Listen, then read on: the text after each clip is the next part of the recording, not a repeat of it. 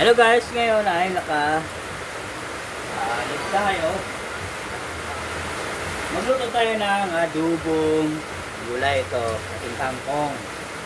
At ito yung sitaw at may okra. At ito yung siyote. So, palang ating kawali. So ngayon, maglagay tayo konti lang ng mantika guys.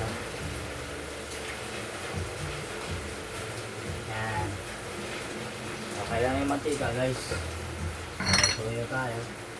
Konti lang yung tuyo. Ito yung ating sili guys. Sili.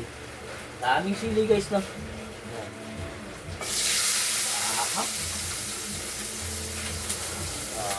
Bawang, huli na rin. Bawang, sibuyas. Yan din guys. Yan. Malaway natin guys. Hindi kompleto yung ating adobo pag walang sili no. Ang sili po is protection po natin sa ating katawan. Bawa may mga sakit-sakit yan. Pwede ito yung sili. Yan. So, ang halo natin guys is may sardinas tayo kahapon. Hindi natin masayang yung ating sardinas. Bahaw ng sardinas. Ay, natin ilagay natin ito guys.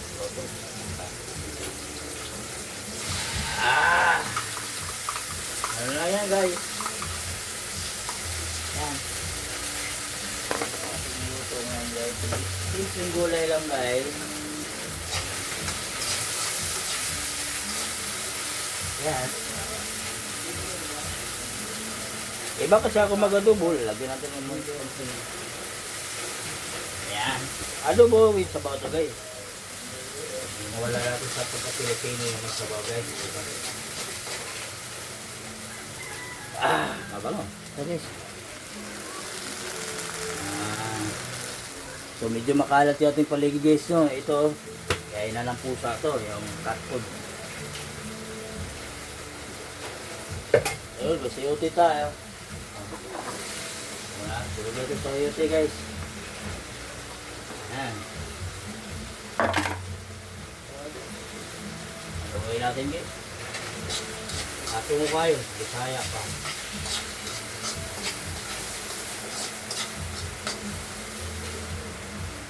Ato dyan takluban. Madali. Na. So, ngayon guys, tanggalin natin to. Ayan.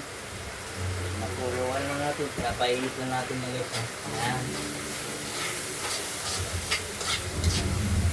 At saka, the last, ay may last pa kangkong. Gasan natin yun ha. Maganda. Ayan. At, lagay natin guys.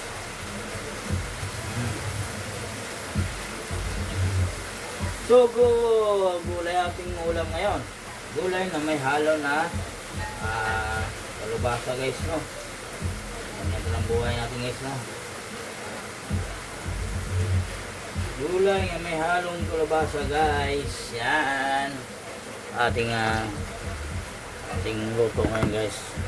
So, lagyan natin ng ano guys, kanya, tuyo. May nakay tuyo na to guys. So, tubig natin ilagay ito. Tubig, tapos bitsin na. Sinana natin guys, no?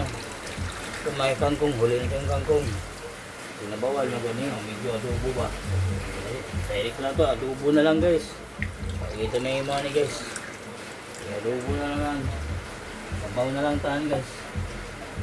At, para tatagos yung lasa, sila natin guys.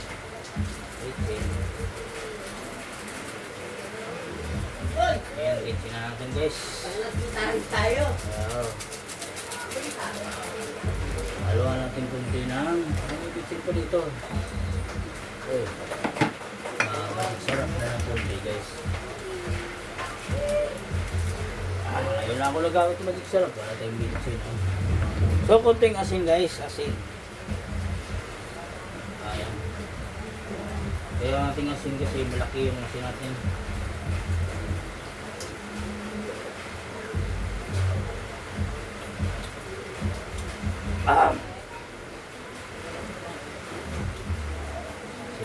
guys kasi walang tuyo eh.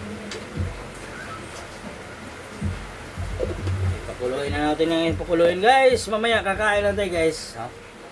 So kumulo ng ating gulay nga. Bis adobo, naging sabaw na lang. Ha?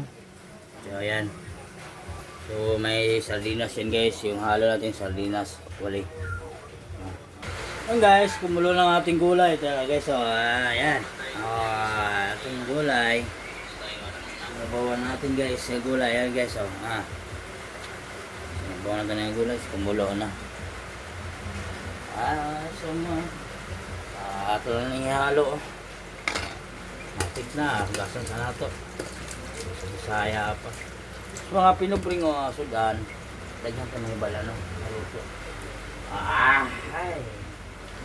Meron na atong luto na ibalan, guys, no? Luto lang ta. Wala nang problema. Kapag kain, guys. Kain na to. Kain na to guys, kain. Oo. Sinagod daw, lala, tao na tayo. Halong sili eh.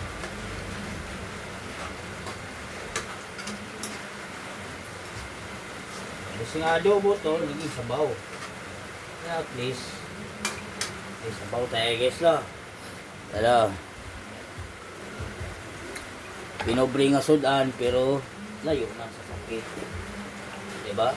Huwag tayo puro karne, lalo na sa mga 40 patas. Iwasan nyo yung mga laging karne guys.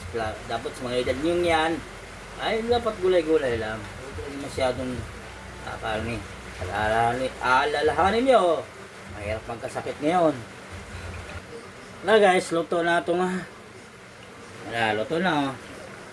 Pero ang taon-taon magtsibog na tayo, magtsibog na tigid tayo, magtsibog na. So guys, luto na, oh. Kaon ta ninyo, nato kanon. Kung niya itong bulat na, salin ba? Masaya pa. Sarap, siyempre, sarap talaga dahil ako nagluto. Wala naman, hindi masarap, ako nagluto, diba? Ayun.